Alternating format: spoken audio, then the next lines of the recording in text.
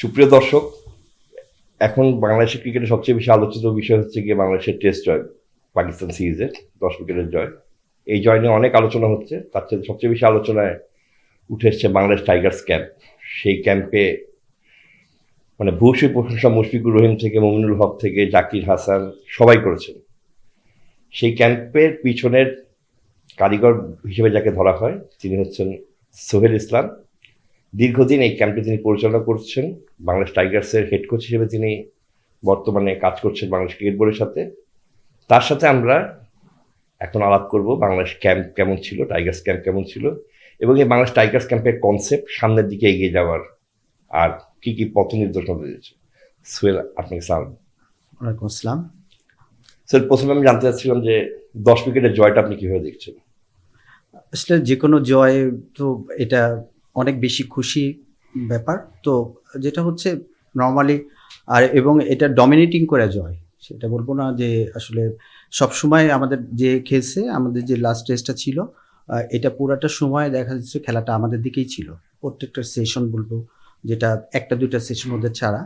তো একটা টেস্ট আসলে একটা ওয়ান ডে বা একটা টি-20তে একটা মোমেন্টাম পেলে, একটা দিন ভালো গেলে ভালো রেজাল্ট চলে আসে। কিন্তু একটা টেস্টে কিন্তু যদি রেজাল্ট করতে হয় সেক্ষেত্রে দেখা যায় যে আপনি প্রত্যেকটা সেশনে আপনার আসলে দিন শেষে বা প্রত্যেকটা সেশনে আপনাকে লিডিংয়ে থাকতে হবে। তো এই জায়গাটা সবচেয়ে বেশি আমার কাছে মনে হয়েছে যে আমরা আসলে ডমিনেটিং ছিলাম এবং রেজাল্টটা আলটিমেটলি আমাদের দিকে আসছে। তো ডেফিনেটলি এটা আমাদের জন্য এই টেস্টটা একটা বলবো যে ভবিষ্যতে আমরা যদি আমাদের ক্যারেক্টারটা এভাবে যদি আমরা শো করতে পারি তাহলে আমাদের টেস্ট ক্রিকেটে আমরা আরো ভালো করতে পারবো। আমরা এর আগেও দুটো মানে যদি একটু ইয়ের জায়গা তাকাই তাহলে আমরা আগেও মাউন্ট ব্যাঙ্গনিতে একটা ম্যাচ জিতেছিলাম। আপনার কি মনে হয় যে এই টেস্টটা জয়ের চাইতে সবচেয়ে বেশি ইম্পর্টেন্ট, যেটা আপনি মানে ইস্যুর আগে আপনাদের মানে বলা হচ্ছিল যে এই টেস্টটা যেটা আমরা জিতেছি এটা থেকে বড় সবচেয়ে বেশি ইম্পর্টেন্ট হয় নেক্সট টেস্টটা আমরা কিভাবে খেলি, বিকজ দ্যাট ইজ ওয়্যার আপনার মনে হবে যে আসলে আমাদের টেস্ট টিমের গ্রোথটা কি হলো। কারণ এর আগে আমরা মাউন্ট ব্যাঙ্গনিতে জিতার পরে পরের ম্যাচ হেরে গেছি। এমনকি আমরা বহু উদাহরণ দিতে পারি যেখানে আমরা প্রথম ম্যাচটা খুব ভালো খেলেছি কিন্তু পরবর্তীতে আমরা ওই জিনিসটা ধরে রাখতে পারিনি। এটা কি একটা বড় জায়গা হবে কিনা দেখার? হ্যাঁ, অবশ্যই। আমরা আসলে আপনি দেখেন যে টাইগার্সের ব্যাপারে কথা বললেন যে আমরা আসলে দীর্ঘদিন লাল বলে কিভাবে আমরা খেলবো। এই টেস্ট শুধু একটা টেস্টের জন্যই যে প্রিপারেশনটা সেটা আমি বলবো না, কেন এই ক্যালেন্ডার অফ ইয়ারে আমাদের আসলে 8টা টেস্ট আছে। তো আমরা এইটাকে মাথায় রেখেই আসলে এই প্রিপারেশনটা টাইগার্সের ক্যাম্পটা শুরু হয়, যে 8টা টেস্ট আমরা যেন ধারাবাহিকভাবে ভালো খেলতে পারি। সেটা বললেন যে আগের যে টেস্টগুলো ছিল যে একটা টেস্ট ভালো খেললাম পরেরটা আবার ড্রপ ডাউন করছে, এরকম যেন না হয়। তো এটা আসলে দেখার বিষয় যে আমরা এর পরের যে টেস্টটা আসছে এটাই আমাদের পারফরমেন্সের ধারাবাহিকতাটা আমরা ধরে রাখতে পারছি কিনা। টাইগার্স ক্যাম্পটার মানে এর আগেও টাইগার্স ক্যাম্প হচ্ছে, বাংলাদেশ টাইগার্স ক্যাম্প ছিল। এইবার বাংলাদেশ টাইগার্সের ক্যাম্পের মানে আমি জাস্ট আজকের উদাহরণ দিয়ে শুরু করছি আর কি। আজকে আপনাকে দেখলাম মাহমুদুল্লাহর সাথে কাজ করছেন, একটু মানে মুস্তাফিজ আপনার এখানে কাজ করছে বিকজ তারা হোয়াইট বলে করছে, বিকজ বাংলাদেশের হোয়াইট বল টি-20 আছে এখন, যেহেতু অ্যাভেলেবল প্লেয়ারদের মধ্যে এই দুজন প্লেয়ারকে মনে করা হচ্ছে হোয়াইট বলে তারা জিতে। মানে টাইগার্স ক্যাম্পের আসলে প্ল্যানটা আপনাদের এখন কি, মানে what is the plan like that you want to really look after? মানে এটা জাস্ট একটা মানে জাস্ট এক্সাম্পল দিচ্ছি আর কি। এটা যদি বলা হয় তাহলে একটু বলতে হয়, যখন টাইগার্স এর আগেও কিছু 2 বছর আমরা টাইগার্সে প্র্যাকটিস করছি, বা ওই সময় যে কনসেপ্টটা ছিল বা টাইগার্সের প্র্যাকটিসটা অনেকটা ছিল যে এইচপি যে টাইপের প্র্যাকটিস করে ওই ঘরনার প্র্যাকটিসটা ছিল, ওই প্যাটার্নের প্র্যাকটিসটা ছিল যে যেটা আমরা বলি যে প্রিমিয়ার লিগ শেষ হলে যে গ্যাপটা থাকে আবার ন্যাশনাল লিগ শুরু হওয়ার এই ট্রানজিশন পিরিয়ডে ছেলেদেরকে প্র্যাকটিস করানো হবে। তো কিছু যারা প্রিমিয়ার লিগে ভালো খেলছে বা যাদেরকে মনে হচ্ছে যে ভবিষ্যতে ন্যাশনাল টিমে খেলতে পারে এরকম প্লেয়ারদেরকে নিয়ে একটা প্র্যাকটিস করা হবে। কিন্তু এখন যেটা টাইগার্সের কনসেপ্ট হচ্ছে যে সারা বছরব্যাপী এটা ট্রেনিং চলবে এবং ন্যাশনাল টিমের স্কোয়াডে যারা লাল বলের প্লেয়ার আছে, যারা টি-20 বা যারা ওয়ানডে খেলবে, এই যে সম্ভাব্য প্লেয়ার এদেরকে নিয়ে প্র্যাকটিস করানো হবে। এবং ন্যাশনাল টিমে যেটা যদি এটা লাল বল খেলতে থাকে, যখন টেস্ট খেলবে তখন সাদা বলে যারা আসলে রেডি হয়ে যারা টি-20 খেলতে যাবে বা ওয়ানডে খেলতে যাবে তাদেরকে প্র্যাকটিস করানো হবে। সেটা কখনো বড় গ্রুপে হবে, কখনো ছোট গ্রুপে হবে, কখনো ইন্ডিভিজুয়ালি 1-to-1 হবে এবং কখনো প্রিপারেশনের জন্য হবে, কখনো যদি ওরকম বেশি সময় থাকে তাহলে স্কিলের জন্য 1-to-1 প্র্যাকটিস হবে, সেখানে স্কিল ডেভেলপ করে যেন নর্মালি যেটা টাইগার্সের কনসেপ্ট হচ্ছে যে সারা বছর ব্যাপী আমরা প্র্যাকটিস করব এবং আমরা সবসময় ন্যাশনাল টিমের যে রিকোয়ারমেন্ট সেটা ওইটাকে ফুলফিল করার জন্য আমরা ছেলেদেরকে সবসময় জন্য তারা যেই আমাদের সব আগে একটা ইয়ে ছিল যে প্লেয়ার আগে ওইরকম প্রিপারেশন থাকে না, ওইখানে যে অনেক শর্ট টাইমের মধ্যে প্রিপেয়ার হতে হয়, এইটা যেন না হয়, এইটার জন্যই টাইগার্সে প্র্যাকটিস করানোর জন্য আমরা আগে থেকেই তাদেরকে প্রিপেয়ার করে রাখতে পারি। এবার তো যে অলওয়েজ ন্যাশনাল টিমের যে ক্যাম্পটা, ন্যাশনাল টিমের যখন যেটা থাকবে ওটার ফিডার হিসেবে, মানে জাস্ট ফিডার হিসেবে টাইগার্স ক্যাম্পে, সেক্ষেত্রে তার মতো নিশ্চয়ই আপনাদের এই ক্যাম্পের সাথে মানে বাংলাদেশ ন্যাশনাল টিমের কোচিং ম্যানেজমেন্টের পুরোপুরি আছে, হাতুরু সিং এর আদার্স, তারা জানেন যে এই ক্যাম্পটা আসলে কিভাবে হচ্ছে, তারাও নিশ্চয়ই জানেন যে আমরা এই ধরনের প্লেয়ারকে চাচ্ছি, এই মুহূর্তে এইভাবে চাচ্ছি, এবং ওইভাবে আপনি প্লেয়ারটাকে প্রিপেয়ার করে দেন। হ্যাঁ মানে অবশ্যই হাতুরু সিং এর কথাটা একটু, হ্যাঁ, কারণ অনেক একটা মানে বিভিন্ন সামাজিক যোগাযোগ মাধ্যমে, বিভিন্ন গণমাধ্যমে একটা মানে ভুল কিনা আমি জানি না, আপনি এটা সত্য মানে যাচাই করতে পারেন যে অনেকে মনে করেন যে টাইগার্স ক্যাম্পের সাথে হাতুরু সিং এর কোনো সম্পর্ক নেই। না, অবশ্যই আছে। টাইগার্সের প্রোগ্রাম যেটা বললাম যে আমরা ফিডার হিসেবে কাজ করছি, এবং একটা জিনিস মাথায় রাখতে হবে, আগে যেটা কনসেপ্ট ছিল যে টাইগার্স একটা টিম হিসেবে প্র্যাকটিস করবে এবং ট্যুরে যাবে, কিন্তু এখন যেটা হচ্ছে যে টাইগার্স কোনো টিম না, টাইগার্স শুধু প্রিপারেশনের জন্য করবে, সবসময় রেডি করবে, প্রিপারেশনের ফেসে বেশি কাজ করবে, এবং এখান থেকে ন্যাশনাল টিমে যখন যার দরকার হবে সে ন্যাশনাল টিমে আসলে পিক করবে সিলেক্টররা, বা যেটা দরকার হবে এই টিমে যখন ট্যুর হবে তখন এই টিম এখান থেকেই প্লেয়ার নিয়ে যাবে, এবং এটার কোনো এজ ব্যারিয়ার নাই। এবং এখান থেকে দেখা যাবে যে কিছু ন্যাশনাল টিমের প্লেয়ার এসে প্র্যাকটিস করতেছে, কিছু যারা এই টিমে খেলবে সেই প্লেয়ারও প্র্যাকটিস করবে, এবং কিছু প্লেয়ার প্রমিজিং প্লেয়ার থাকতে পারে যেটা আন্ডার 19 হইতে পারে, এইচপি থেকে হইতে পারে। এটা সিলেক্টর যদি বলে যে না আমরা চিন্তা করছি একে 1 বছরের মধ্যে বা 6 মাসের মধ্যে আমরা ওই ন্যাশনাল টিমে হিট করতে পারে, সেই প্লেয়ারগুলোও এখানে প্র্যাকটিস করবে। তো যেটা হচ্ছে যে ন্যাশনাল টিমের প্লেয়ারগুলো যারাই আমাদের কাছে আসছে কেন, এইটা আসলে ন্যাশনাল টিমের যে কোচিং প্যানেল আছে বা ন্যাশনাল সিলেক্টর যারা আছে তারাই আমাদেরকে এই টিমটা দিচ্ছে, এবং তারা ট্রেনিংয়ের ব্যাপারে যেটা যে হাতু আছেন এখন বা ভবিষ্যতে যারাই আসবে না কেন, তাদের সাথে আমরা national selector, national coaching panel এবং আমরা আমাদের যে কোচিং প্যানেল আছে আমরা অ্যালাইন হয়ে আছি। আমরা আসলে কি চাই তারা, সেটা সিলেক্টররাও কি চাই প্লেয়ারের কাছ থেকে, বা কোচ, ন্যাশনাল কোচ কি চাচ্ছে, ওইটার পরে বেস করেই তারা আমাদেরকে ইনস্ট্রাকশন দিচ্ছে যে আমরা আসলে এইভাবে চাই প্লেয়ারদেরকে, তো আমাদেরকে আমরা সেইভাবে রেডি করে দিচ্ছি। তো আপনার যে টাইগার্স ক্যাম্পে যে গিয়েছেন, আমাদের ডেভিড মুরও মনে হয় কাজ করছেন, মানে ডেভিড মুরো এটা একটা প্ল্যান ছিল, তার একটা বড় তার সাথে কথা বলার একটা বড় কথা তিনি বলছেন যে আমাদের খুব একটা বেসিক লক্ষ্য ছিল যে চিরঙের উইকেটটা যেন পাকিস্তানের মতো হয়, মানে আমরা যে জায়গায় যাবো ওই উইকেটটাকে আমরা ওই জায়গার মানে আমরা তার ধরেন আপনি আজকে ইংল্যান্ডে গেলে তারা ইংল্যান্ড আমাদের উইকেট পাবেন না, বাট ইংল্যান্ডের ধাঁচের একটা উইকেট তৈরি করতে, মানে প্রিপারেশনে এইসব ছোট ছোট জিনিসগুলো আপনারা খুব বেশি মাথায় নিচ্ছেন যে আমাদের উইকেটটা কিরকম হবে, আমরা মানে টাইগার্স ক্যাম্পের প্রিপারেশনের মডিউলটা আসলে যেহেতু মানে একটু বলছেন যে এইসব জিনিসগুলো কিরকম কাজ করছিল। যেটা ছিল যে এই ক্যাম্পের আমি আগেই বলেছি যে শুধু এই যে পাকিস্তানের সাথে খেলা যে একটা টেস্ট না, আমাদের এই ক্যালেন্ডার ইয়ারে অনেকগুলো টেস্ট আছে, এটা মাথায় রেখেই আসলে প্র্যাকটিস করা, এবং বাঞ্চ অফ প্লেয়ার লাল বলেই ছিল, এবং এটা টেস্ট খেলতে গেলে টেস্টে আমি যদি ব্যাটিং বলি যে ব্যাটিং প্যাটার্নটা কেমন হওয়া উচিত, আমরা আসলে ওই জায়গাগুলোতে ফোকাস করছি। একটা আপনি যেটা বললেন যে উইকেটের কথা, আমরা ইচ্ছা করলেই আসলে রয়্যাল পেন্টের উইকেট ইয়েতে নিয়ে আসতে পারবো না, কিন্তু যেটা করতে পারি হ্যাঁ কাছাকাছি নিতে পারি, এবং খেলাটা যেটা হয় যে টেস্ট খেলতে গেলে যে মাইন্ডসেট লাগে বা নতুন বল হ্যান্ডেল করার জন্য, নতুন বলের যে সব চ্যালেঞ্জ ব্যাটসম্যানদের মধ্যে থাকে, এটা টেকনিক্যাল থেকে শুরু করে সেটা মেন্টাল ব্যাপারগুলা থাকে, এই জায়গাগুলাতে আমরা আসলে কাজ করার চেষ্টা করছি। কিছু টেকনিক্যাল ব্যাপার ছিল, তারপরে কিছু গেম সিনারিওতে আমরা আসলে প্র্যাকটিস করার চেষ্টা করছি। তো ধাপে ধাপে যেটা হয় যে ফার্স্টের দিকে যখন এই ক্যাম্পটা শুরু হয়েছে তখন দেখা যাচ্ছিল যে আমরা ফিটনেসে অনেক বেশি ইনভলভ ছিলাম। ওই সময় ওই পিরিয়ডে যার আসলে লাল বল খেলতে গেলে যারা যে জায়গাটা খেলবে, যারা নতুন বলে খেলবে তারা নতুন বলটা কিভাবে হ্যান্ডেল করবে, বা চ্যালেঞ্জগুলো কী থাকবে, ওইটার এগেনস্টে সে আসলে নিজেকে কীভাবে প্রিপেয়ার করছে, যারা মিডল অর্ডারে খেলবে তারা আসলে কিভাবে খেলবে, এই জায়গাগুলোতে আমরা আসলে ফোকাস ছিলাম। এবং আমি আসলে টাইগার্সের শুধু এখানে আমি একা না, না, পুরো group-ই, হ্যাঁ। আমার যে পুরা সাপোর্টিং স্টাফ ছিল, এই এই জায়গাটা খুব ভালো কাজ করেছেন তারা। আরেকটা জিনিস বলবো যে এই টাইগার্সের যে প্রোগ্রামটা হয়েছে এখানে আপনি এমনি এর আগেও যখন প্রোগ্রাম থাকে এখানে কিন্তু আমরা প্রোগ্রাম করার আগে আমরা গোলটা কি আমরা জানতাম, যে আমরা আসলে কি অ্যাচিভ করতে চাই।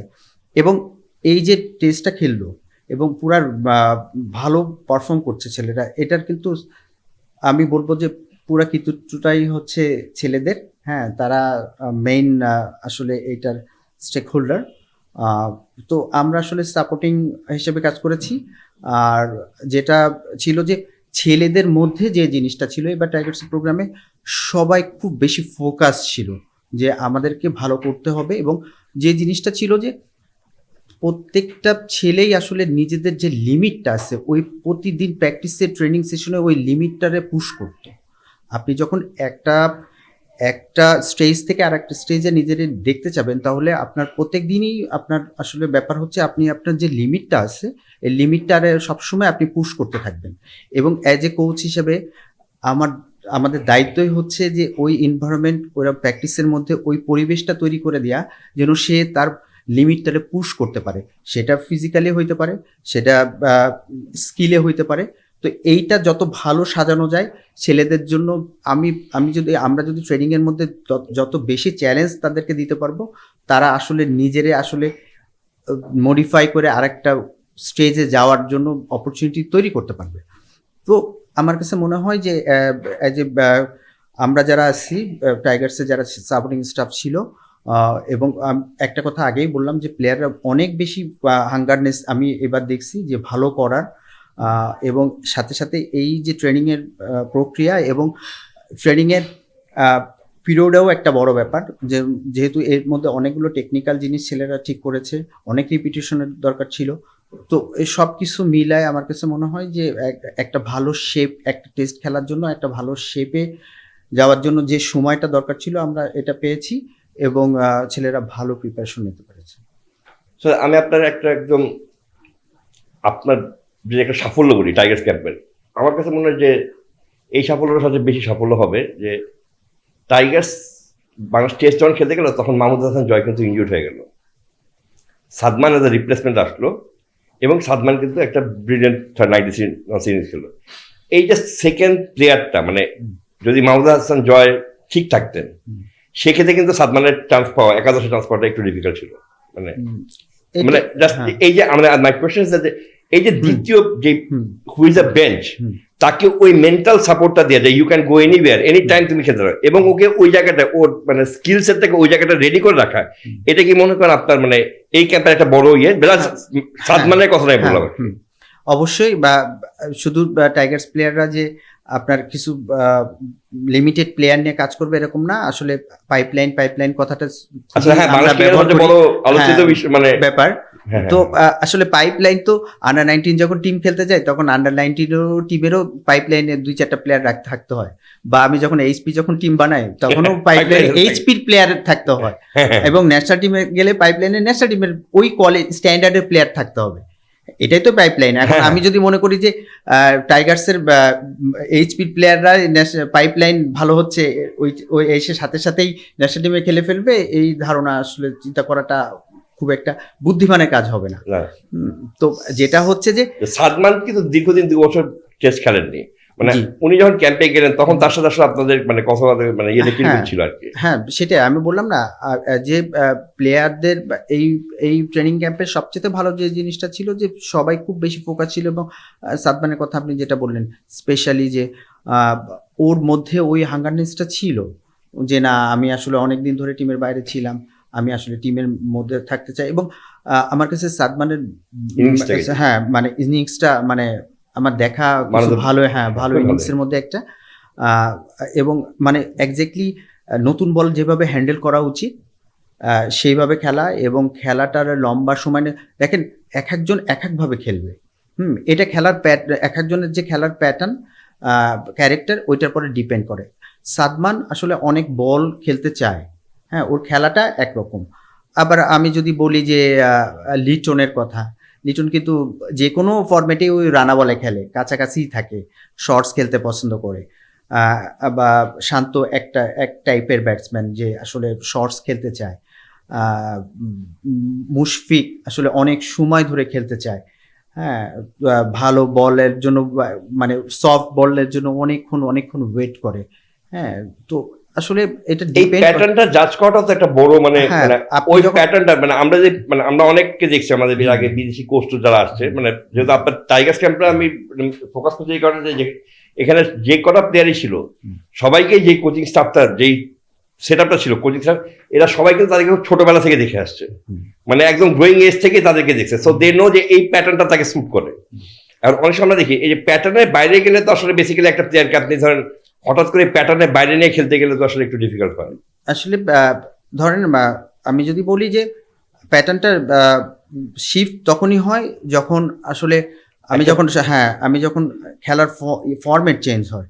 আমি সাদা বলে এক ধরনের ক্রিকেট খেলতে পারি, আমি এটা লাল বলে যখন খেলবো তখন এটা শিফট হয়ে এবং এখন যারা কোচ থাকবে আমার কাছে মনে হয় যারা এই এলিট লেভেলে প্র্যাকটিস করায় এদের একটা বড় দায়িত্ব হচ্ছে, যদি আমি বলি যে মিরাজের কথা বলি, মিরাজ যখন টি-20 খেলবে, হ্যাঁ, তখন ওর বোলিং এর প্যাটার্ন যেমন থাকে, যখন লাল বলে চলে আসে তখন কিন্তু অন্যরকম, মানে তখন কিছু জায়গায় দেখা যায় যে ও বলের যেটা শেপ থাকে, হ্যাঁ, সুন্দর বল করে। আবার টি-20-তে যখন খেলতে যায় তখন বল স্কিড করাতে চায়, বলের লেন্থ পিছনে আসে।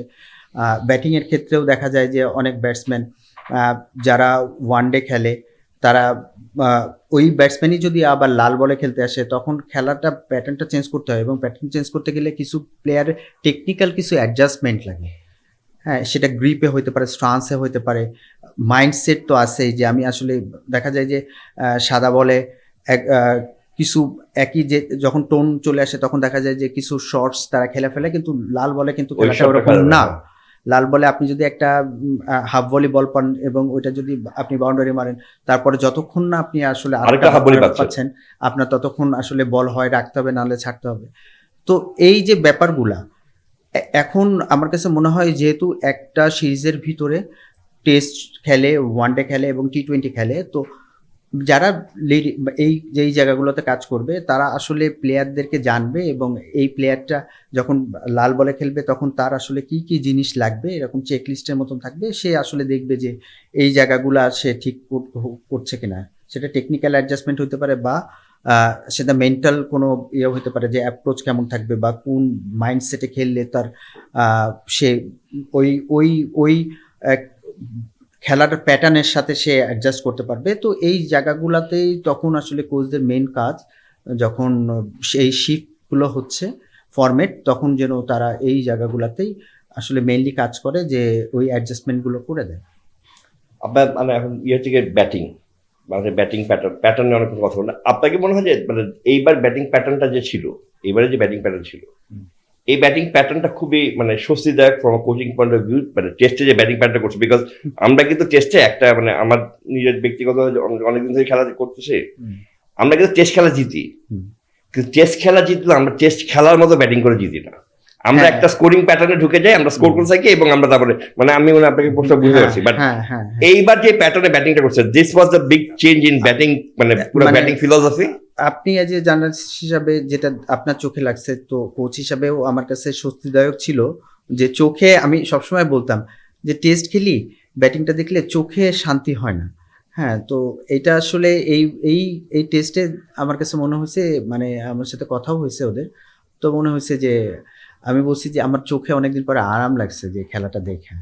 তাহলে যেটা এটার মিন করে যে আসলে মানে যেভাবে খেলা উচিত, ব্যাটিংটা যেভাবে করা উচিত সেইভাবে সবাই করার, সবাই একদিন সাকসেস হবে না, কিন্তু সবার মধ্যে ওই জিনিসটা ছিল। আপনি দীর্ঘদিন মিরাজের সাথে কাজ করছেন, মিরাজ এই মানে এবং মানে যদি আমি মানে ক্রিকেট ইয়েতে দেই শেরে বাংলা বাড়িতে সবাই মনে করে যে মিরাজকে উদ্ভাবন করছে আপনি, আপনার হাতে আন্ডার-19 আগে থেকে সে কাজ করতেছিল। সো মিরাজের এই যে হোয়াট মেক্স মিরাজ স্পেশাল, মানে আসলে আপনাকে মিরাজকে স্পেশাল বানায় কি, মানে সে ধরেন তার বোলিং, তার অ্যাটিটিউড, মিরাজ যে স্পেশাল কেস, মানে আমরা যদি এখন ধরি বাংলাদেশ ক্রিকেটে সে কিন্তু একটা স্পেশাল ট্যালেন্ট, মানে তাকে স্পেশালিটিটা বানায় কি, ধরেন সেদিন সে যে বোলিংগুলো করলো, যে বোলিংটা করলো, ইনফ্যাক্ট সিক্স যে বোলিংটা করলো, আমার কাছে ওর সবচেয়ে স্ট্রেংথের জায়গা লাগে নিজের পরে বিশ্বাসটা।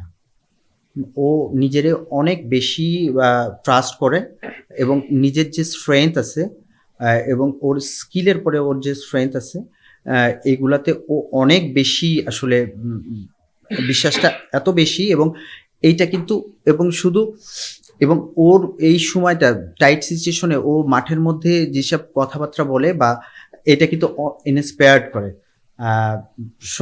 পুরা টিমকে। এটা আপনি আগেও শুনেছেন যে এটা একটা বড় জিনিস যে মিরাজ যে কোনো টাইট সিচুয়েশনের মধ্যেও আসলে ও অনেক বেশি পজিটিভ থাকতে পারে, কাম থাকতে পারে। এবং আমি যেটা ছোটবেলা থেকে বললেন যে ছোটবেলা থেকেই ওর ক্যারেক্টারের মধ্যে একটা জিনিস ছিল যে আসলে আমি শেষ দেখতে চাই, হ্যাঁ, যে কোনো কিছু শেষটা না হওয়া পর্যন্ত ও ছাড়ে না। তো আমার কাছে মনে হয় একটা ছেলে ভালো প্লেয়ার হওয়ার জন্য মানে আমি এটাকে একটু অ্যাড করতে চাই যে মানে এই যে বলেন যে তার স্কিল সেটের উপরে যে বিশ্বাস, এটা মানে সে আমার কাছে নিজের, আমি ভুল হলে আপনি ঠিক করে, সে অনেক কিছু ট্রাই করে না, হি নোজ যে এইটুকুই আমার স্ট্রেংথ, এগুলো আমার স্টক বল, এইটাই আমার জিনিস, এর মধ্যে আমি খেলবো। মানে এই যে নিজের যেটুকু স্কিল আছে, মানে অনেক স্কিল আছে, ওইটুকু স্কিলের বাইরে গিয়ে সে হি ইজ নট এক্সপেরিমেন্টাল, সে অনেক কিছু এক্সপেরিমেন্ট করার চেষ্টা করে না। হি নোজ যে আমার এটাই স্ট্রেংথ, এটা দিয়ে আমি পাইছি, এবং এটা করতে করতে করতে করতে তার স্কিল সেটটা সে এমন এক জায়গায় নিয়ে গেছে। ধর আমি আপনাকে জাস্ট একটা কথা বলি, এবার কিন্তু সে কয়েকটা বল শুটারের মতো আসছে এই টেস্টে, শুটার মানে বলটা ডেবে গেছে, বিয়েতে পড়ছে, চলে গেছে। So this a new skill set, but এটা কিন্তু তার মানে এখন এটা নতুন লাগতেছে, কিন্তু এটা সে মাস্টার করেই গেছে। এই যে নতুন জিনিসটাকে মানে এমব্রাস করে যে আমার এটা লাগবে, বিকজ আমার আরেকটা ডেলিভারিতে একটু ইয়ে করতে হবে, এই জিনিসটা তাকে একটু বেশি ইয়ে করে। বিকজ আমরা অনেক প্লেয়ারকে দেখি যারা কিছু স্কিল সেট থাকে যেটার মধ্যেই তারা মানে মনে করেন আপনি যদি ওই আপনার যে স্ট্রেংথ আছে বা যে স্কিল আপনি কথা বললেন, এটার মধ্যে যদি আপনি দেখেন যে আপনি ইন্টারন্যাশনালি সাকসেস হচ্ছেন, তখন তো ওইটার পরে আসলে ট্রাস্টটা চলে আসবে। তো আমি যদি সাকসেস হইতে থাকি তাহলে আমি খুব বেশি আসলে নড়াচড়া করব না একটা। আর একটা ব্যাপার হচ্ছে যেটা এই টেস্টে বললেন যে লম্বা, আপনি দেখবেন যে এখন বাংলাদেশি স্পিনাররা যে কোনো দেশে যে উইকেটে হেল্প না থাকলেও লম্বা সময় ধরে বল করে। এটা বলবো যে মাইন্ডসেটের একটা ব্যাপার। আমরা এখান থেকে যখন লাস্ট শ্রীলঙ্কাতে গিয়েছিলাম তখন আমি আসলে স্পিন করছিলাম। তো আপনারা জানেন যে শ্রীলঙ্কার উইকেট অত স্পিন বান্ধব না, বল অনেক। তো তখন আমরা আসলে প্ল্যান করেছিলাম যে তাইজুল ছিল, মিরাজ ছিল, যে আসলে নর্মালি আমাদের দেশে স্পিনাররা যখন বেড়ে ওঠাটা খুবই ইম্পর্টেন্ট একটা ব্যাপার। আমাদের দেশে উইকেট, সহায়ক উইকেটে আপনি যদি দীর্ঘদিন খেলতে থাকেন তাহলে আপনি খুব অ্যাগ্রেসিভ থাকবেন, আপনার মাইন্ডসেট খুব অ্যাগ্রেসিভ থাকবে। কেন, কিছুক্ষণ পর পর আপনি যদি 5, 6, 7 ওভার 8 ওভার আপনি যদি বল করেন, আপনি একটা করে উইকেট পাবেন। তো নর্মালি এর আগে যেটা হতো যে এই মাইন্ডসেট নিয়ে যখন আমরা দেশের বাইরে খেলতে যাই, সাউথ আফ্রিকাতে বা অস্ট্রেলিয়াতে বা শ্রীলঙ্কাতে, তো দেখা যায় যে আমরা নিজেরাই খুব, যখনই 4-5 ওভার ভালো বল করলাম উইকেট পেলাম না, পাজল হয়ে গেল। হ্যাঁ, তখনই আমরা নিজেরাই আসলে নড়ে যেতাম যে আসলে কেন উইকেট পেতে হচ্ছে। তখন আসলে জোরাজুরি করা শুরু হতো যে আমরা কেন উইকেট পাচ্ছি না, তখন ক্রিজ ইউজ করি, এই করি, অনেক কিছু ভেরিয়েশন করে ট্রাই। তো দেখা যায় যে যত ভালো উইকেট হয় তত অ্যাকুরেসি ভালো লাগে। আপনি যখন উইকেট বের করতে পারবেন না তখন আপনাকে সেটা লাল বলের ক্ষেত্রেও খুব ইম্পর্টেন্ট জিনিস, যে তখন যে বোলিং পার্টনারশিপটা হবে তখন আমরা কতটুকু মিনিমাম রান দিতে পারি। তো অ্যাগ্রেসিভ যখন মাইন্ডসেট ছিল আমাদের, তখন আমরা আসলে দেখা যেত এই জায়গা থেকে আমরা বেড়ে যেতাম। তো পরে আমরা ওইখান থেকেই আমরা আসলে চিন্তা করলাম, আমরা ওই সিরিজে আমরা চিন্তা করছিলাম যে আমরা যদি উইকেট না বের করতে পারি তাহলে আমরা আসলে সারাদিন বল করব এবং অ্যাকুরেসি ধরে রাখবো। তো আমার কাছে মনে হয় যে ওইখান থেকে আমাদের মাইন্ডসেট আস্তে আস্তে চেঞ্জ হয়েছে। যে আপনি যদি টেস্টে দেখেন, আপনি লাস্ট টেস্টের কথা বললে যে ফার্স্ট ইনিংসে বোলিং করা, যখন উইকেটে হেল্প হচ্ছে না তখন তাড়াহুড়া না করে যদি আমি অ্যাকুরেসি মেনটেন করতে থাকি, আমি জানি যে যে পরিমাণ গরম ছিল উইকেট 4 দিনের দিন বা 5 দিনের দিন একটু ফাটবে। হ্যাঁ একটু ফাটবে, উইকেটের মধ্যে চান্স থাকবে। তো জিনিসটা হচ্ছে আপনাকে ওয়েট করতে হবে যে কখন আপনার দিকে লাল বলের খেলার ক্ষেত্রে যে কখন আপনার দিকে খেলাটা আসতেছে বা আপনি কখন অ্যাডভান্টেজ পাওয়া শুরু করবেন, আপনার সেই সময়টা পর্যন্ত তো যেতে হবে as a bowling unit, as a ব্যাটিংও। তো এই জায়গাগুলো পেশেন্সের কথাটা আসে না যে হ্যাঁ, হ্যাঁ, পেশেন্স রাখো, আসলে পেশেন্স কোথায় কিভাবে রাখবে? পেশেন্সটা এটার জন্য রাখতে হবে যেন আসলে আমি ওই ওই যখন আমার অ্যাডভান্টেজ জায়গাটা আসবে, হ্যাঁ, যখন আমি seize করব। আপনি যদি ব্যাটিংটা দেখেন এরকম, যদি দেখেন যে টি এর পরে 1 ঘন্টার পরে অনেক বেশি রান হয় কেন? সকালবেলা নর্মালি শুরু হইলে হ্যাঁ, আমি একটা বলাররা জিনিস- বলাররা খুব এনার্জেটিক থাকে, জায়গা দিতে চায় না। তো উইকেট যদি তখন ব্যাটসম্যানদের আসলে উইকেটের মধ্যে থাকলে আপনি সারা দিনের মধ্যে একটা স্লট আপনি পাবেন যেখানে আসলে ব্যাটসম্যানদের রান করা যায়। তো বলারদের ক্ষেত্রেও আসলে ওইটা যে আসলে আমি যখন অ্যাডভান্টেজ থাকবে না তখন আমি আসলে কিভাবে বল করব, যখন অ্যাডভান্টেজ থাকবে তখন তো আসলে সিচুয়েশন বলবে যে আসলে কিভাবে অ্যাটাক করব। সো মিরাজ ছাড়াও আরো দুটো প্লেয়ার সম্বন্ধে আপনার কাছে জানতে চাচ্ছিলাম। একটা হচ্ছে কি নাজমুল হোসেন শান্ত, বাংলাদেশের অধিনায়ক। মানে বিভিন্ন প্রেস কনফারেন্স থেকে শুরু করে যে কোনো জায়গায় যখনই তাকে তার ব্যাটিং এগুলো বলা হয়েছে যে ব্যাটিংটা কিভাবে করছেন, এটা সবসময় আপনার নামটা এসছে। আসলে শান্তকেও আপনার বেড়ে ওঠার প্রায় আপনার খুবই কাছ থেকে দেখা। মানে শান্তর ব্যাটিং এ যখন সে শান্ত রানে থাকে না, সবসময় রানে থাকে না, যখন রানে থাকে না তখন তাকে আসলে আপনার সাথে তার কাজটা কি হয়? when he is not scoring runs, but he scores runs more often than not. মানে 5টা ম্যাচ খারাপ খেলা হতো, তারপর থেকে আবার রান করতে থাকে, বাট একটা অনেক সময় লিন ফেজ যায় মানুষের জীবনে, 3 মাস 2 মাস 1 মাস। তখন আসলে শান্তকে আপনি কিভাবে, হাউ ডু গাইড হিম, মানে তাকে কি মানে কি? কারণ আমি দেখেছি, বহুবার দেখেছি যে শান্ত আপনার সাথে আলাদা এসে কাজ করতেছে যখন সে। আমি ওই মানে কখনোই ছেলেরা যে ক্যারেক্টার এবং খেলার যে প্যাটার্ন এটা ভেঙে যখন রান করতেছি না তখন ডিফারেন্ট টাইপের খেলার এই মানে আমি পদ্ধতি নেই। না, আমি এটা একদমই বিশ্বাস করি না। শান্তর ক্ষেত্রে কি same? হ্যাঁ সেম, আমি চাই যে যে সময়টা ও মানে ভালো ভালো অবস্থায় ছিল ওই সময় যে ফ্লুয়েন্সিটা ছিল, যে সময়টাও আসলে স্ট্রাগল করতেছে এই সময়টাও দেখি যে টেকনিক্যাল জিনিসগুলো ওই জিনিস যে রিপিটগুলো ছিল ওই সময় ওই জিনিসগুলো ঠিক আছে কিনা, এবং মানসিকভাবে ও কাম থাকতে পারতেছে কিনা, খুব ইম্পর্টেন্ট একটা জিনিস। যদিও বলা সহজ, করাটা ডিফিকাল্ট। না, এটাকে একটু একটু যোগ করি যে যখন আমি রান পাচ্ছি না, মানে আমি যখন রান পাচ্ছি না, ধরেন 4 ম্যাচ 5 ম্যাচ রান পাচ্ছি না, তখন নিশ্চয়ই আপনার কাছে মানে অ্যাজ আ কোচ আপনার কাছে নিশ্চয়ই শান্ত বলতে পারে যে আমার তো মনে হয় এই শটটা খেলা উচিত বা এইভাবে খেলা উচিত আমার, এরকম। তো তখন কি ওই জিনিসটা তাকে একটু মাথায় রাখার, ওই মনে করিয়ে দিয়ে যে না তুমি ওইভাবে খেলে রান করছিল, মানে রান করছে না দুইভাবে হতে পারে, যে একটা হচ্ছে যে স্ট্রাগল করতেছে, মানে কোনো কিছুই ভালো শেপে নাই, হ্যাঁ হ্যাঁ যে হচ্ছে না, সেটা তাহলে দেখতে হবে যে টেকনিক্যাল কোনো কিছু আসলে প্রবলেম হচ্ছে কিনা। আর যেটা আমি বললাম যে একটা ফরম্যাট থেকে আরেকটা ফরম্যাটে যখন যাচ্ছে ছেলেরা, তখন আমাদের ছেলেদের এখনো আমরা লার্নিং স্টেজে আছি যে এই জায়গাগুলোতে খুব দ্রুত অ্যাডজাস্ট করার যে ব্যাপারগুলো আছে এইগুলাতে আমরা আরো কিছু মানে হয়ে যাবে আস্তে আস্তে। ছেলেরা এখন জানে যে এক ফরম্যাট থেকে আরেক ফরম্যাটে গেলে কিভাবে নিজেদেরকে প্রিপেয়ার করতে হবে। আর একটা জিনিস হচ্ছে যে ভালো খেলতে খেলতে হঠাৎ একটা ভালো বল হইলো, আউট হয়ে গেলাম, আমি এটা নিয়ে খুব একটা ওয়ারিড থাকি না। আমি খালি দেখি যে আসলে প্যাটার্নটা ঠিক আছে, ব্যাটিং প্যাটার্নটা ঠিক আছে কিনা। কেন আমার কাছে লাস্ট টেস্ট যেটা খেলছে কম রানই করছে না, বাট মানে যতক্ষণ ছিল আসলে ও যে টাইপের হ্যাঁ ব্যাটিং করে ওইটার ভিতরেই ছিল। তো আপনি যদি প্রসেসটা ঠিক থাকে, আপনি যদি সবকিছু রিপিটেডলি প্রতিদিন একই রকম করতে থাকেন তাহলে রেজাল্ট আসবে। আরে শান্তকে মানে অনেকে মনে করেন, মানে আপনাকে মানে অনেক কিছু অনেক জায়গায় দেখছি আমি দেখা যায়, আপনার কি মনে হয় শান্ত অ্যাজ এ ক্যাপ্টেন, মানে ক্যাপ্টেন্সি তার ব্যাটিং এ কোনোভাবে প্রভাব ফেলে? আমার তো মনে হয় না, মানে he is a leader from the very early stage, under 19 থেকে। আমার কাছে মনে হয় না এরকম কিছু। তো মাঠের মধ্যে নড়াচড়া দেখলে বা আমি রান করছি না মাঠের মধ্যে, কিন্তু ওই ইফেক্টটা আমি দেখি না। কেন মাঠের মধ্যে যখন সে থাকে তার বডি ল্যাঙ্গুয়েজ এবং প্লেয়ারদের সবার সাথে কমিউনিকেশন, তো এটা তো আমার কাছে দেখে মনে হয় না যে আসলে এটা কোনো ইফেক্ট থাকে। আর একটা প্লেয়ার সম্বন্ধে একটু জানতে চাচ্ছি, সেটা তৌহিদ হৃদয়, ওয়ান অফ ইউর ক্রিয়েশন বলা হয় তৌহিদ হৃদয়কে, মানে যদিও টেস্ট সিরিজের মধ্যেই ছিলাম।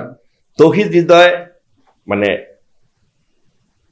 এত সহজে কিভাবে মারা যায়, মানে ওই ফিলোসফিটা কি? জাস্ট ওয়ান্ট টু নো যে তৌহিদ রিজার ব্যাটিং ফিলোসফিটা কি, এত সহজে মানে ব্যাটিং করা যায় কিভাবে, মানে মারা যায় কিভাবে? আপনার আগে মানে আপনার চিন্তা করতে হবে যে আমি আসলে মারতে চাই। হ্যাঁ, তো ও আসলে নিজেরে ভেঙে আবার নতুন করে গড়ছে, এটা আসলে বলতেই পারি। কেন, ওর আগে যেটা ছিল যে ওয়ান ডেতে ভালো ব্যাটসম্যান, কেন তার হ্যাঁ, হাত হ্যাঁ, খুব, রিস্ট ওয়ার্ক খুব ভালো, এবং সে যে স্পিনে খুব ভালো। হ্যাঁ, তো ও আসলে চাইছেই যে না, আমি আসলে টি-20-তে ডমিনেটিং করে ব্যাটিং করতে চাই, আমি আসলে শর্টস খেলতে চাই। তো ওর সাথে যখন আমি ওয়ান টু ওয়ান যখন কাজ করলাম, তখন আসলে আমি ও ও শর্টস কিছু, ওর যে ওর যে ওর যে ওর যে হাইট, হ্যাঁ, বা ওর রিস্টের যে রিস্টের যে, হ্যাঁ, রিস্ট ওয়ার্ক অসম্ভব ভালো। সেজন্য খুব, যাদের রিস্ট ভালো থাকে তারা খুব ছোট জায়গার মধ্যে আসলে শর্টস খেলতে পারে, বানাতে পারে। তো এগুলো ওর স্ট্রেংথের জায়গা আসলে। তো আপনি অ্যাজ এ কোচ হিসেবে আপনি যে কোনো প্লেয়ারের প্র্যাকটিস করানোর আগে একবার বুঝতে হবে যে ওর আসলে স্ট্রেংথ কী। হ্যাঁ, অ্যাজ এ ব্যাটসম্যান বা অ্যাজ এ বলার, সেটি স্পিন পেস বলার, স্ট্রেংথ কী, আপনি যেটা স্ট্রেংথ আছে ওইটারে আসলে আপনি ওইটারে নিয়ে ধরেই আসলে পরবর্তী স্টেপগুলো আপনি আসলে যাবেন। তো রেন সিটিংয়ের প্র্যাকটিস করতে গেলে আসলে অনেক অনেক রিপিটিশনের দরকার হয়।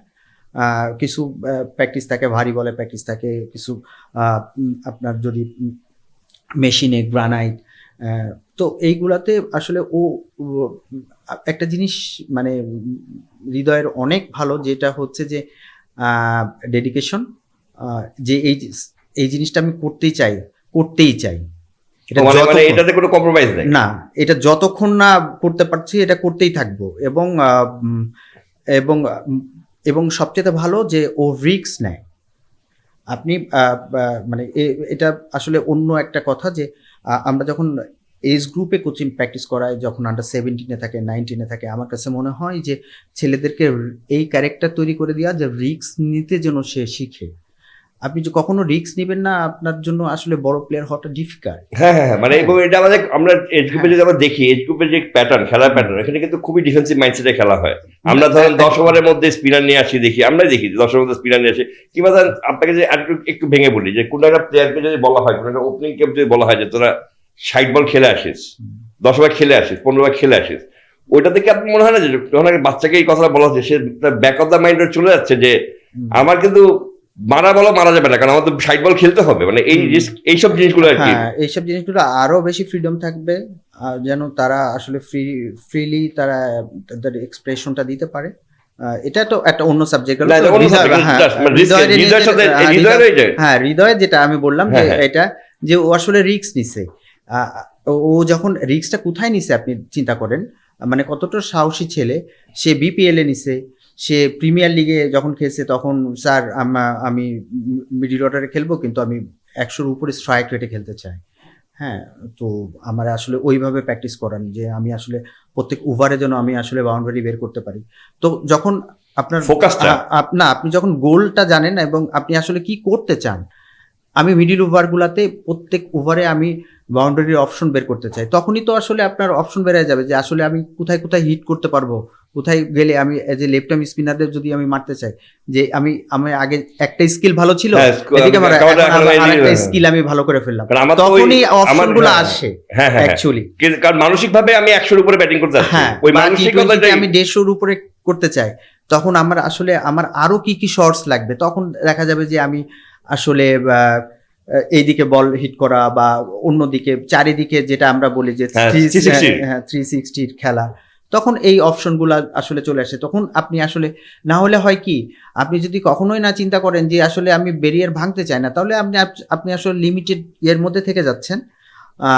কিন্তু এখন যে বিশেষ করে শর্টার ফরম্যাটগুলোতে আসলে আপনার বের হইতেই হবে, নিজের শেল থেকে বের হইতে হবে, এবং আপনার রিস্ক নিতে হবে, আপনি নিজেরে আপগ্রেড যদি করতে চান। তো এই জায়গাগুলোতে খুব সিরিয়াস ছিল এবং কাজ করছে। আমার কাছে মনে হয় যে হৃদয়ের এখন যে খেলার প্ল্যান করেন, বা আপনি বলেন যে যেভাবে ব্যাটিং করে, এইটা আমাদের দেশে বলবো যে সে একটা উদাহরণ। হ্যাঁ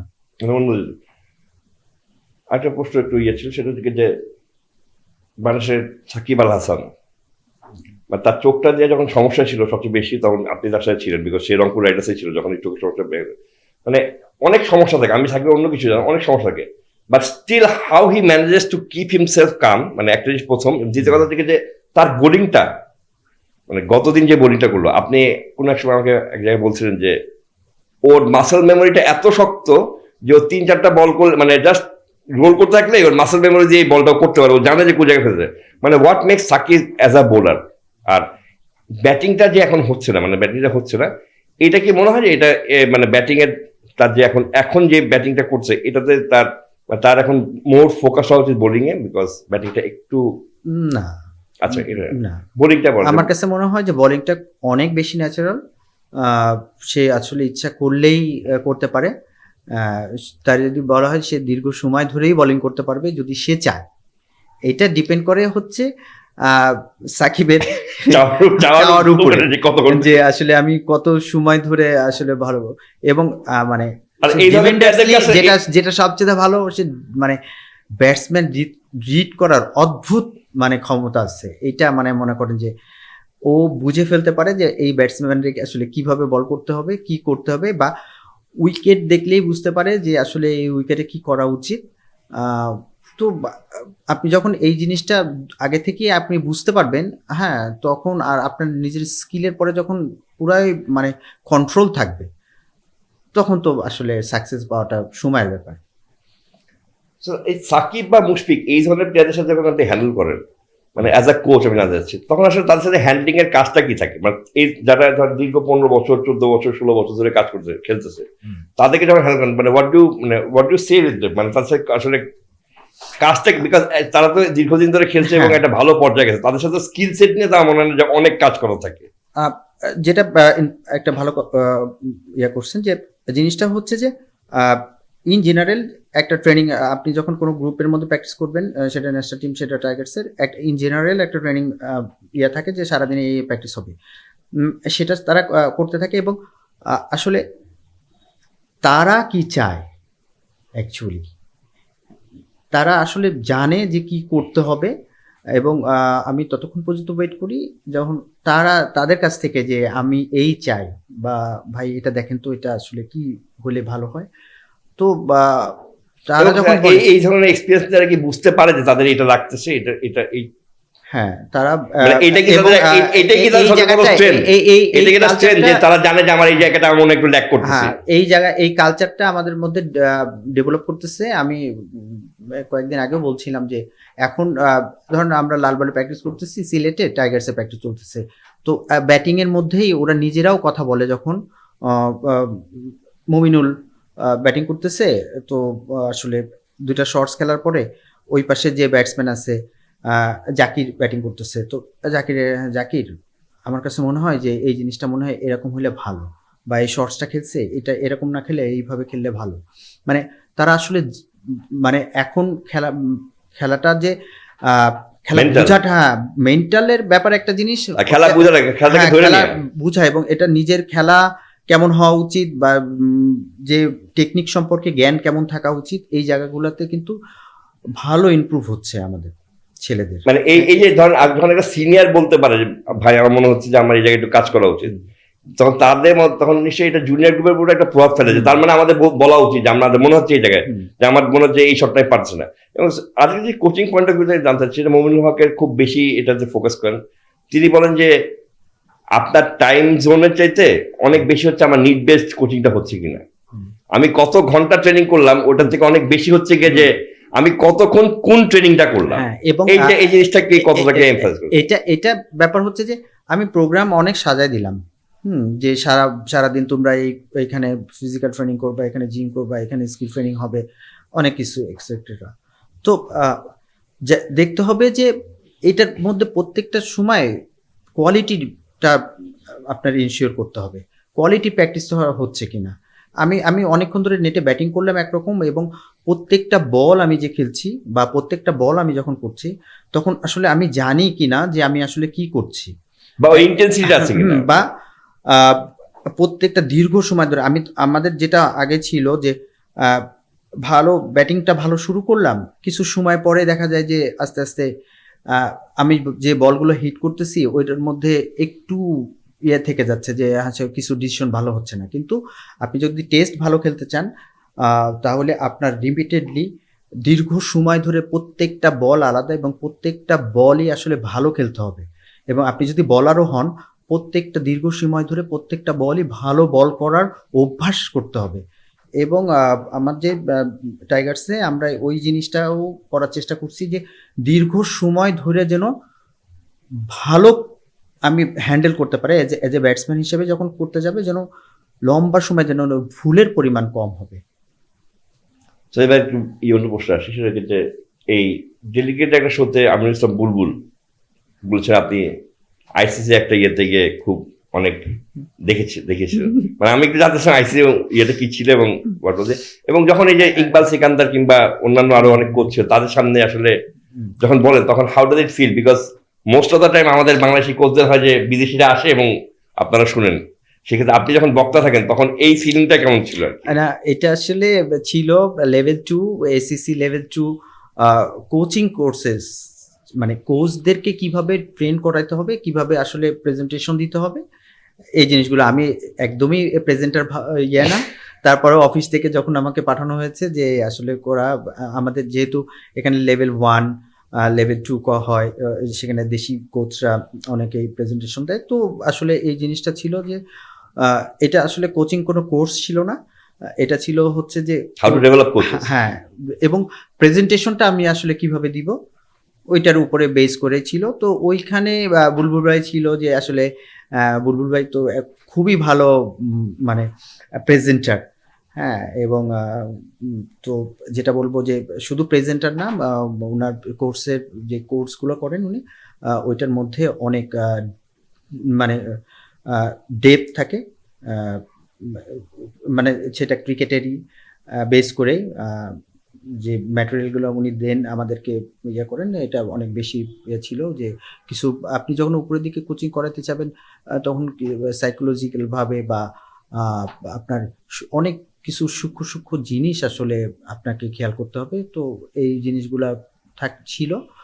আর যেটা বুলবুল ভাই যেটা বলছে, আমার একটা প্রেজেন্টেশন ছিল যে অনেক ভালো হয়েছিল খুব, সেটা আসলে বলছে ভালো হয়েছিল। হ্যাঁ, তো ওইটাই আসলে দেওয়ার চেষ্টা করছিলাম।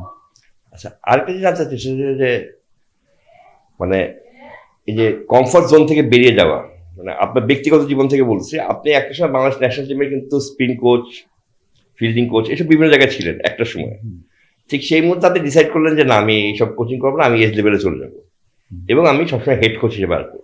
তার মানে কি এই যে আপনি কিন্তু তখন একটা কমফর্ট জোনে ছিলেন, মানে খুব ভালো একটা কমফর্ট জোনে, যে আপনার মানে নিজের মনে থাকা উচিত যে কখনকার কথা বলছি, তখন যে এই ডিসিশনটা ছিল, এই ডিসিশনের পর আজকে আপনি যে জায়গায় আসছেন সেটা কিন্তু ওই যে কমফর্ট জোন থেকে বেরিয়ে যাওয়ার ফলে যে ডিসিশনটা নিয়েছেন এবং যে বাচ্চাদের সাথে কাজ করা শুরু করলেন, তারপরে এই যে বেরিয়ে যে আজকে আপনি যে জায়গায় আসছেন, এই তখনকার সেই ডিসিশনটা আজকে মানে এখন পিছনে তাকালে কি মনে হয়? বিকজ তখন আপনার আশেপাশে অনেকেই কিন্তু মনে করছিলেন যে you are making a big mistake, because জাতীয় দলের আশেপাশে থাকবেন, জাতীয় দলের সাথে কাজ করবেন, আপনার আশেপাশে অনেকে বলছো, তখন আপনি কিন্তু খুবই মানে একদম মানে অনেকটা অ্যাডামেন্ট ভাই বলছেন না আমি জাতীয় আমি পছন্দই করতে চাই একদম হেড কোচে, এই জিনিসটা আপনার মানে from your personal point of view আমার আসলে আমি মানে আমি ওইভাবেও জিনিসটা ওইভাবে দেখি না, কোচিং করাইতে আমার ভালো লাগে।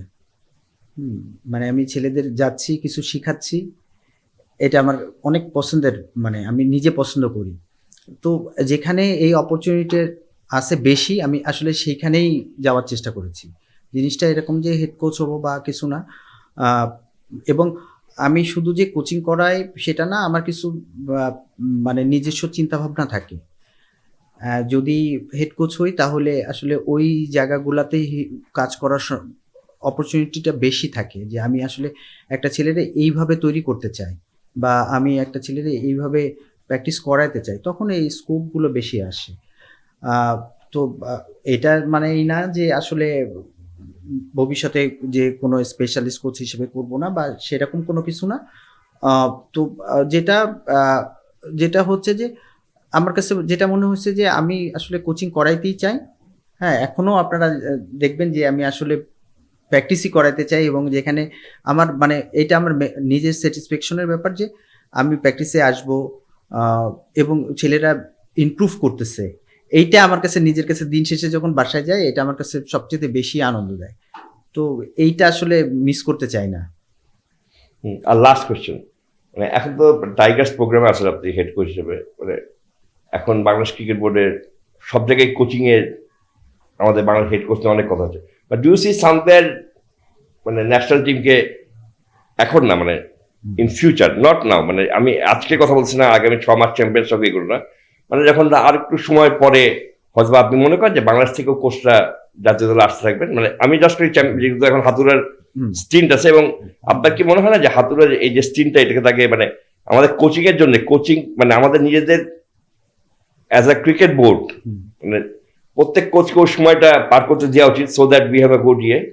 নিশ্চয় ক্রিকেট বোর্ড ধরবে, বাট হ্যাঁ, ক্রিকেট বোর্ড এটা নিশ্চয় ক্রিকেট বোর্ডের সিদ্ধান্ত নেবে যে কি নিবে, but when a coach is going তার নিশ্চয় একটা কোনো প্ল্যান থাকে, তার নিজস্ব ওই প্ল্যান। এখন হঠাৎ করে কেউ গেলেও তো আপনার মনে করেন না যে মানে এটা তো আর এটা আলাদা চেরাক দেওয়া কেউ নাই যে একটা কোচ যাবেন, আপনি গেলেন আপনাকে যে সোহেল আপনি যান বা সাউদিন আপনি যান, আলাদা চেরাক নেন ন্যাশনাল নিয়ে ঢুকেন এবং মানা করেন, এরকম তো হবে না। সো একটা কোচকে যখন আমরা নিব, যদি আমরা পরবর্তী যে কোচকে নিব তাকে একটা দীর্ঘ সময়ের জন্য নেওয়া উচিত, ন্যাশনাল কোচকে যেই হাতুড়াকে রিপ্লেস করবে, মানে irrespective of what result is. আমি বলবো যে ফার্স্টে যেটা বললেন যে দেশি কোচদের মধ্যে ওই সম্ভাবনা আছে কিনা, এটা আসলে বোর্ড বা ডিসাইড করবে যে আসলে কাকে নেওয়া উচিত। কেন ওইখানে অনেক এক্সপেরিয়েন্স মানুষজন আছে, তারা আসলে বলতে পারবে যে আসলে কিভাবে এইটা নিয়োগটা হওয়া উচিত। কিন্তু আমার মেন যেটা বলা উচিত, যাকে দেওয়া হোক না কেন তাকে যেন সময় দেওয়া হয়। অন্তত 2 বছর, হ্যাঁ, 2 বছর। যেটা এর আগের ক্ষেত্রে মানে এটা মানে যে আমি দেখেছি যে সুজন ভাই ইনকাম অনেক সময় এসে করেছেন, কিন্তু যেটা সুজন ভাইয়ের জন্য ছিল যে আসলে খুবই শর্টার পিরিয়ড, এবং আপনি যখন একটা কোচ চলে যায় আমাদের দেশে, আর একটা কোচ এই সময়টা, এই ভ্যাকুয়ামের সময়টা আসলে টিমের স্ট্যাবিলিটি দেখা যায় যে আমরা কোনো 2-3টা সিরিজ খারাপ খেলেছি, আমাদের কোচ চেঞ্জ হয়ে যাচ্ছে বিদেশি, ওই সময় টিমও স্ট্যাবেল অবস্থার মধ্যে না নর্মালি, না হলে তো কোচ চেঞ্জ হতো না। হ্যাঁ হ্যাঁ হ্যাঁ, ওই সময়টা সুজন ভাইরে দেওয়া হয়েছে, সুজন ভাইয়ের জন্য আসলে দুই দিকেই চ্যালেঞ্জ, টিম আসলে হ্যাঁ আবার নতুন করে গোছানো, মানে সময়টাও কম ছিল, তো আসলে এই তার জন্য কিন্তু আসলেই অনেক বেশি চ্যালেঞ্জ ছিল। তো জিনিসটা এমন যেন না হয় যাদেরকেই আমি দিব না কেন সে যেন আসলে এনাফ সময় পায় এবং সেই জন্য নিজেরে গুছাইতে পারে। হ্যাঁ, কারণ সুজন যখন পেলেন, খাজমা সুজন যখন পেলেন তখন তো শ্রীলঙ্কায় গেলেন, টাইম ইকবাল মানে ক্যাপ্টেন ছিলেন টিমে, আমি ছিলাম ওই শ্রীলঙ্কায়, তারপর হারলেন, তারপর তাকে বাদ দিয়ে দেওয়া হলো, কারণ তাকে একটা ইন্টারিম বেসিসে নেওয়া হয়েছিল। ওই ইন্টারিম যারা কোচটাকে যারা ওই মানসিক যখন, আর আপনাকে যখন আপনার ইন্টারিম ভাবে নিব তখন আপনার মানসিকতাও কিন্তু অনেকটা ইন্টারিমই থাকবে, যখন আপনাকে একটা প্রপার টাইম দেওয়া হবে। কারণ একটা কোচের ইন্টারিম না থাকলেও যেটা প্রবলেমটা হয় যে আপনি এত দ্রুত একটা ওই অবস্থা থেকে একটা দ্রুত, যেটা আপনি বললেন যে আলাউদ্দিনের চেরাক তো কারো হাতে নাই অ্যাকচুয়ালি। হ্যাঁ হ্যাঁ, সেটা তো অবশ্যই। তো তাকে তো সময় দিতে হবে। হ্যাঁ, যে কোনো কোচই, এটা তো আমি একটা খুব অড সময় আমি দায়িত্ব দিলাম এবং আমি বললাম যে কেন পারি নাই, এটা তো তারপরে ইনজাস্টিস করা হলো। থ্যাংক ইউ সোহেল, আজকে আপনার অনেক সময় আমাদেরকে দিলেন এবং খুবই ভালো লাগলো।